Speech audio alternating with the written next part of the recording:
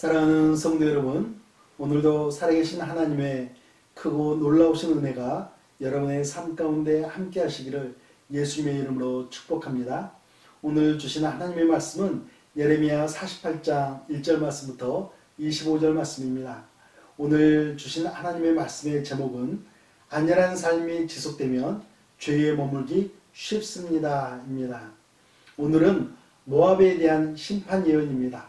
모압은 사해 동편에 위치한 나라입니다. 이 모압은 아브라함의 조카인 롯이 근친으로 낳은 아들의 이름이기도 합니다. 그 아들이 나라를 세웠는데 자신의 이름을 따서 모압이라고 했던 것이죠. 그래서 이스라엘과는 혈연적으로 가까운 나라라고 이야기할 수 있습니다. 그러나 정치적으로는 늘 괴롭혔고 정규적으로도 우상 숭배를 통해서 악영향을 주었던 나라이기도 합니다. 2절 말씀을 보겠습니다. 모압의 찬송 소리가 없어졌도다. 헤스본에서 무리가 그를 해하려고 악을 도모하고 이르기를 와서 그를 끊어서 나라를 이루지 못하게 하자 하는도다. 만면이여 너도 조용하게 되리니 칼이 너를 뒤쫓아 가리라. 모압은 고원지대에 위치해 있었는데 강수량이 풍부하고 샘이 많아서 포도 농사와 목축업을 하는데 유리했다라고 합니다. 그리고 무역을 할 수 있는 도로도 남북으로 뻗어 있었기 때문에 이러한 환경으로 인해서 경제적인 안정을 취할 수 있는 나라였습니다. 그러나 바빌론이 쳐들어오는 하나님의 심판으로 인해서 모든 경제적인 부분들이 비참한 처지로 전락하고 말았기 때문에 모압의 찬송 소리가 사라지고 말았던 것이죠. 7절 말씀입니다. 내가 내 업적과 보물을 우려함으로 너도 정복을 당할 것이요 그모스는 그의 제사장들과 고관들과 함께 포로되어 갈 것이라. 7절에서는 모압이 하나님의 심판을 받게 된 두 가지 원인을 소개하고 있습니다.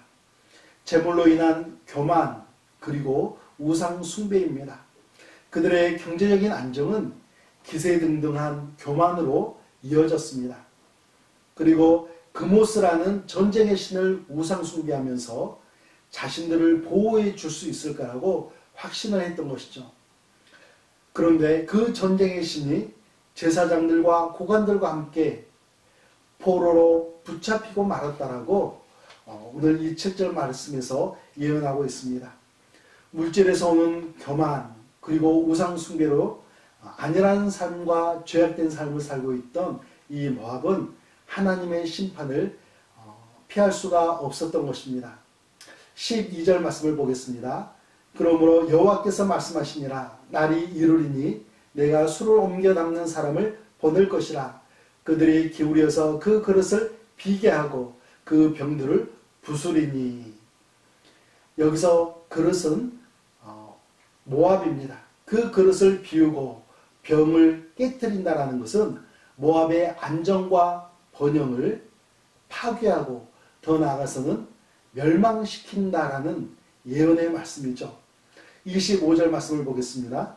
모압의 뿔이 잘렸고 그 팔이 부러졌도다. 여호와의 말씀이니라. 뿔과 팔 이것은 권세와 힘을 상징을 합니다. 교만과 우상숭배로 기세가 등등했던 이 모압이었지만 단호한 하나님의 심판으로 인해서 그 뿔과 팔은 BC 582년에 바빌론에 의해서 부러지고 멸망당하고 말았다라고 역사는 우리에게 가르쳐줍니다. 사랑하는 성도 여러분, 우리도 평안한 마음으로 평안한 시간을 보내고 싶을 때가 참 많이 있습니다. 그러나 이러한 평안함이 영적인 나태함으로 전락시키거나 아니면 죄악된 삶으로 이끌어갈 수 있다는 사실을 우리가 경계해야겠습니다. 오늘도 오늘의 만나를 통해서 하나님의 말씀을 묵상하고 하나님의 뜻을 발견하기를 간절히 소망하시는 여러분들은 세상적인 평안함을 추구하는 사람들이 아니라 하나님의 뜻을 발견하기 위해서 하나님의 뜻을 이루어드리기 위해서 영적으로 깨어있는 분들이라고 생각을 합니다. 오늘 하루를 살아가실 때에 하나님의 은혜가 정말 풍성하게 임하셔서 하나님으로 인하여서 더욱더 기쁨과 감격을 감추지 못하는 그러한 삶을 살아가시기를 예수님의 이름으로 축복합니다. 우리 함께 기도하겠습니다. 살아계신 하나님 아버지,